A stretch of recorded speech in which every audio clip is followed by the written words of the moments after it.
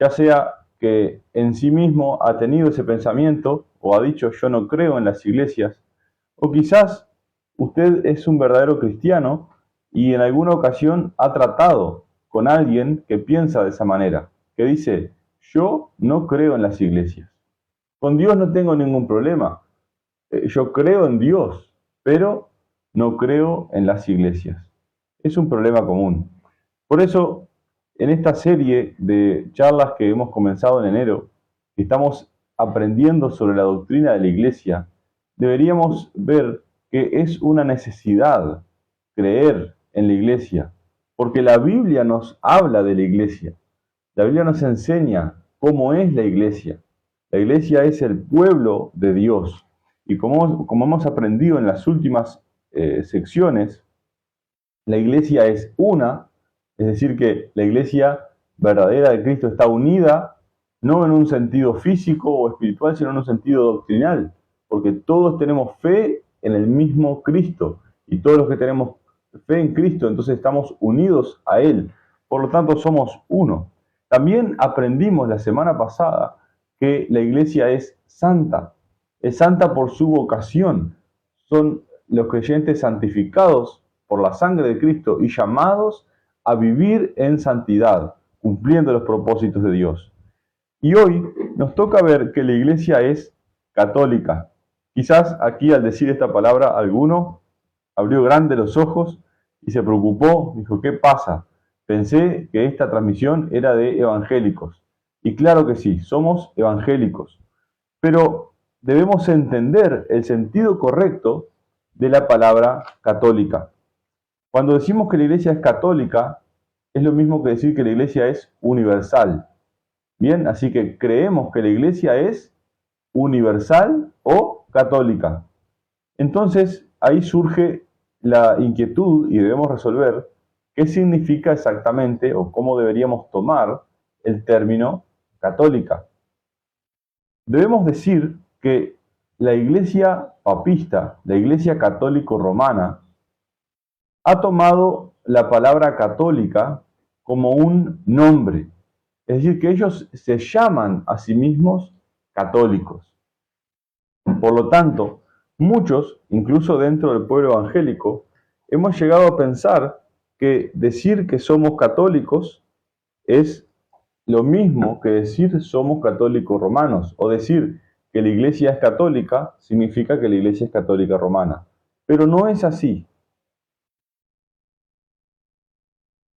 Porque debemos tomar el término católico en su sentido original, en que fue usado al comienzo de la historia de la Iglesia, y es un sentido descriptivo. Es decir, que la palabra católica no está dándonos el nombre de la Iglesia, sino que está describiendo una realidad sobre la Iglesia. ¿Verdad? Cuando nosotros nos referimos a una persona como que es delgada, o que es alta, o que es baja, quizás podemos decir tiene el pelo largo o corto, el pelo es oscuro o es rubio. Estamos entonces dando descripciones de esa persona. Estamos utilizando adjetivos. De la misma manera, cuando decimos que la iglesia es católica, estamos describiendo a la iglesia. ¿Qué significa católica? Es entonces un término descriptivo que significa universal. Es decir, que la iglesia es de todo tiempo y en todo lugar. Quiere decir que la iglesia verdadera de Cristo no solamente es, como vimos, una y santa, sino que también es universal. Es decir, que en la iglesia de Cristo están integrados, están ahí unidos los verdaderos cristianos, aquellos que tienen fe en el Evangelio, de todo país y de todo lugar. Los primeros cristianos son tan miembros de la iglesia como los cristianos de hoy, del siglo XXI. La iglesia es entonces católica o universal, es decir, de todo tiempo y de todo lugar. Es posible que alguno está pensando, bueno, ¿y esto qué significa o qué implica para mi vida práctica? Y es una cuestión que somos llamados a resolver al enseñar la palabra. Porque existe, por lo menos en los cristianos que yo conozco, o más bien en algunos cristianos que yo he conocido, existe un pensamiento de que toda enseñanza de doctrina, toda enseñanza teológica, todo lo que es, por decir así, teórico, es algo no tan útil, no tan relevante para la vida práctica. Sin embargo, debemos ver que sí tiene una aplicación el conocimiento teológico. Entonces, cuando decimos que la iglesia es universal o católica, que el término católico la describe a la iglesia como diciendo que es de todo tiempo y todo lugar, esto tiene serias implicaciones para nosotros. Y quiero pedirles que presten mucha atención. Vamos a leer ahora un pasaje de las Santas Escrituras que está allí en Hebreos capítulo 12. Vamos a leer los versículos 18 hasta el 24. Hebreos capítulo 12, versículos 18 al 24. Dice así la palabra del Señor. Porque no os habéis acercado al monte que se podía palpar. Y para que vayamos entendiendo la lectura, debemos comentar que en este pasaje el autor de Hebreos está dando una diferencia, está mostrando un contraste entre la realidad del antiguo pacto o la experiencia de los cristianos, de los creyentes del antiguo pacto, con los creyentes del nuevo pacto. Entonces dice que los creyentes en el antiguo pacto se acercaron a la presencia de Dios cuando se manifestó en el monte Sinaí y cuando la ley, es decir, los 10 mandamientos, fueron entregados. Entonces, esa fue su experiencia y dice, ustedes, los cristianos de ahora, no se han acercado al monte que se podía palpar, es decir, un monte físico, el monte Sinaí, que ardía en fuego por la manifestación de la presencia de Dios, a la oscuridad, a las tinieblas y a la tempestad que sucedía en el monte. Dice, al sonido de la trompeta y a la voz que hablaba, que era la voz misma de Dios, que hablaba con voz tronante. Dice, la cual, es decir, esa voz, los que la oyeron rogaron que no se les hablase más. Eso ustedes lo pueden leer en el relato de Éxodo capítulo 19. Porque no podían soportar lo que se les hablaba, perdón, lo que se ordenaba. Si aún una bestia tocar el monte, será apedreada o pasada con dardo. Y tan terrible era lo que se veía que Moisés dijo, estoy espantado y temblando. Y el versículo 22 dice, sino que os habéis acercado. Y ponemos una pausa ahí.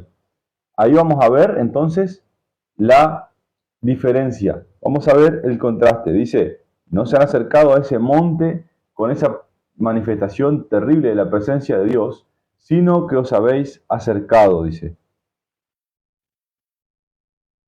¿A dónde? ¿A dónde se acercaron? Dice el versículo 22. Esta es la experiencia del cristiano en el nuevo pacto. Os habéis acercado al monte de Sión, a la ciudad del Dios vivo, Jerusalén la celestial. Y va a seguir dando una descripción. Y acá yo quiero pedirle, estimado oyente, que preste mucha atención.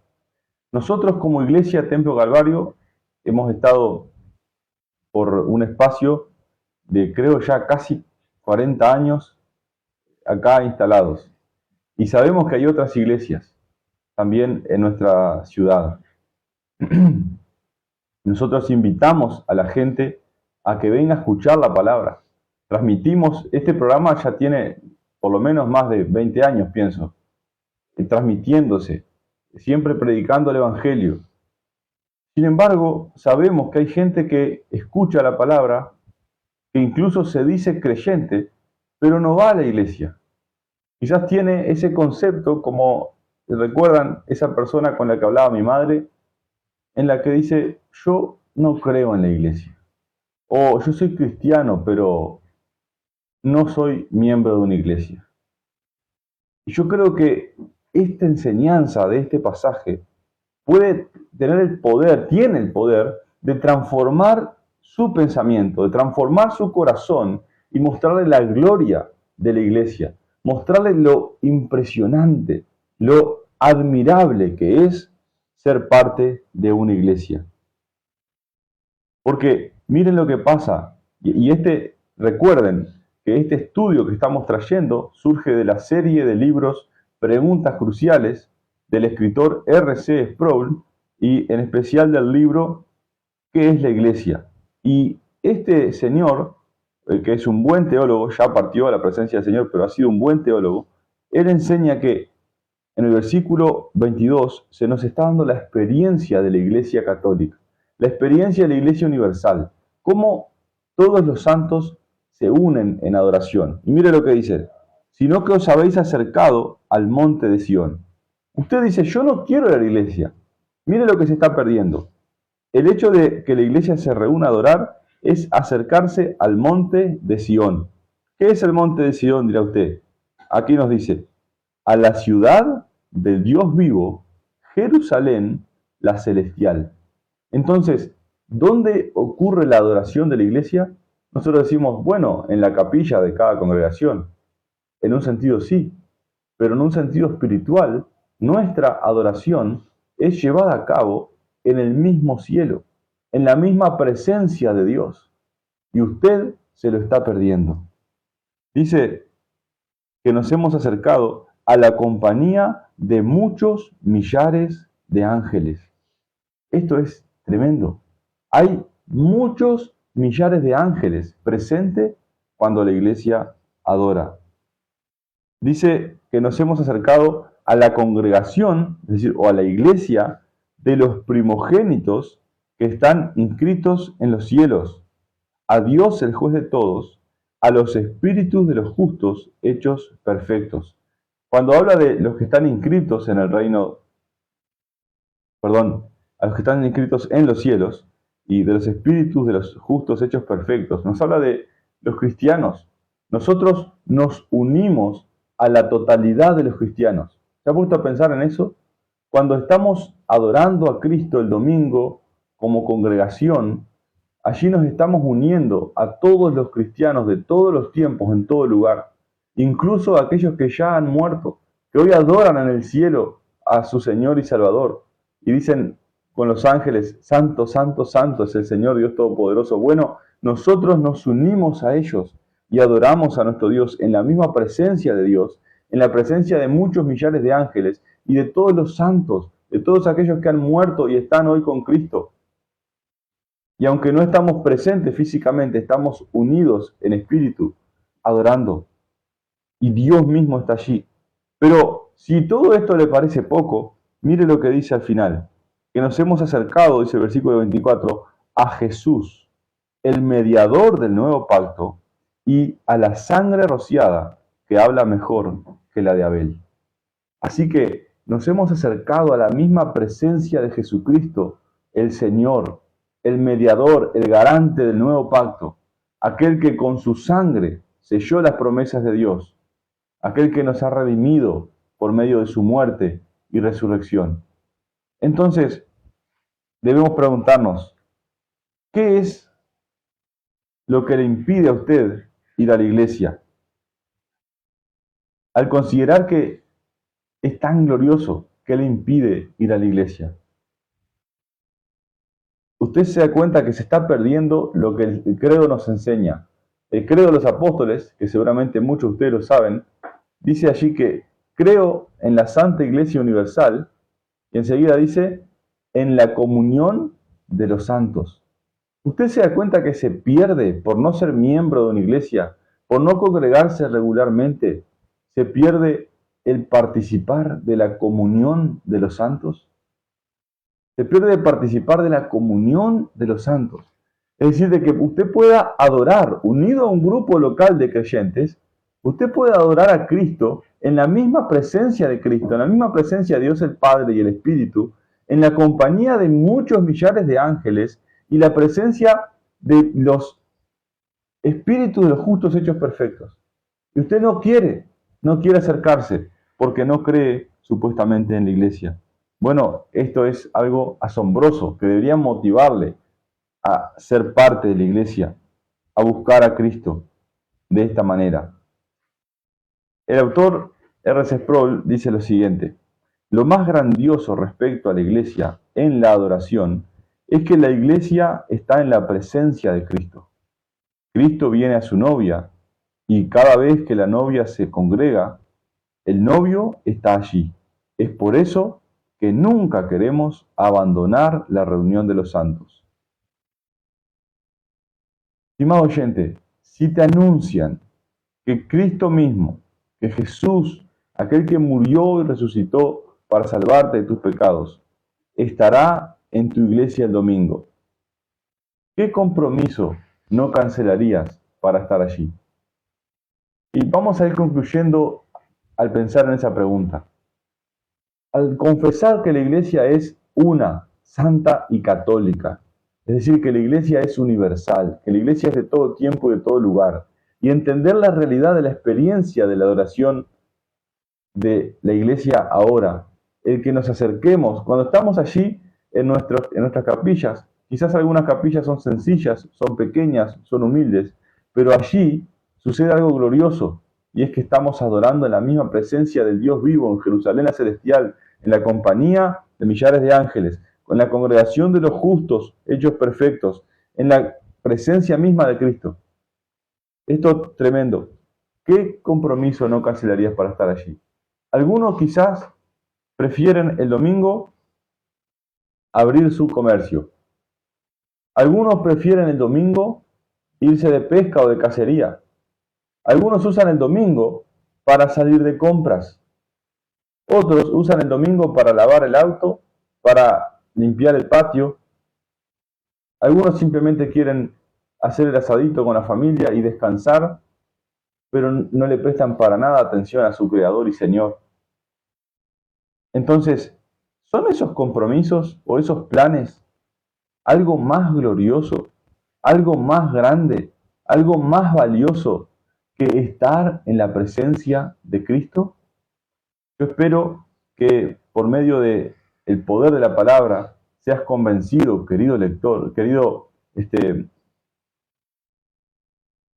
no me sale la palabra ahora, espectador, oyente, querido oyente, seas convencido de que necesitas ser parte de la iglesia y que la iglesia es algo glorioso.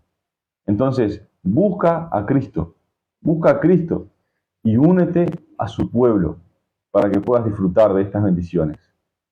Muchas gracias.